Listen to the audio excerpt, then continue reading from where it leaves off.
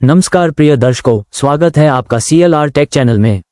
क्या आप जानते हैं कि धर्मवीर छत्रपति ने छत्रपति संभाजी महाराज की मृत्यु का बदला कैसे लिया और किसने लिया?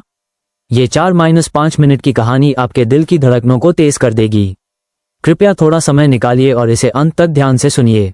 आपने फिल्मों में देखा होगा कि मुगल बादशाह औरंगजेब ने धर्मवीर छत्रपति संभाजी महाराज के साथ कितना अन्याय किया और अंत में उन्हें क्रूरतापूर्वक मौत के घाट उतार दिया। जिनकी नसों में शिवाजी का खून हो, वो दुश्मन को जवाब खून से ही देते हैं। लेकिन क्या आप जानते हैं कि उनकी इस मौत का बदला कैसे लिया गया और किसने लिया? संभाजी महाराज की मृत्यु के बाद औरंगजेब के सेनापति जुल्फिकार खान ने रायगढ़ पर कब्जा कर लिया और संभाजी महाराज के पुत्र शिवाजी द्वितीय को बंदी बना लिया गया। इसके बाद उनके छोटे भाई राजाराम महाराज ने छत्रपति का कार्यभार संभाला। संभाजी महाराज को 40 दिनों तक अमानवीय यातनाएं देकर औरंगजेब ने मरवा दिया था। इस वीरगति ने मराठों के दिलों में आग भड़का दी। सभी आपसी मतभेद समाप्त हो गए। अब केवल एक ही उद्देश्य था, औरंगजेब को खत्म करना। हम वो मराठे हैं जो इतिहास नहीं, इतिहास बदलते हैं। संगमेश्वर के किले में जब शूरवीर छत्रपति संभाजी महाराज अपने 200 साथियों के साथ औरंगजेब के सेनापति मुकर्रमी खान की 10,000 मुगल सेना से लड़ रहे थे, उनके साथ एक और बहादुर योद्धा था, मालोजी घोरपड़े। वह भी युद्ध में वीरगति को प्राप्त हुए। मालोजी के पुत्र संताजी घोरपड़े ने तब शपथ ली, अब मुगलों की नींव हिलानी है। संताजी ने अपने युद्ध अभियानों से औरंगजेब की नाक काट दी और उसे इतिहास में एक भगोड़ा बना दिया। संताजी के साथ एक और महान मराठा योद्धा था, धनाजी जाधव। औरंगजेब को यह भ्रम था कि संभाजी की हत्या के बाद मराठों का मनोबल टूट जाएगा, लेकिन वह तब चौंक गया जब तुलापुर में संताजी और धनाजी ने अचानक हमला बोल दिया। तुलापुर वही स्थान था जहां औरंगजेब ने संभाजी महाराज की क्रूरतापूर्वक हत्या की थी। संताजी घोरपड़े 2000 मराठा सैनिकों के साथ गुरिल्ला युद्ध की तकनीक में माहिर होकर औरंगजेब की सेना पर शेर की तरह टूट पड़े।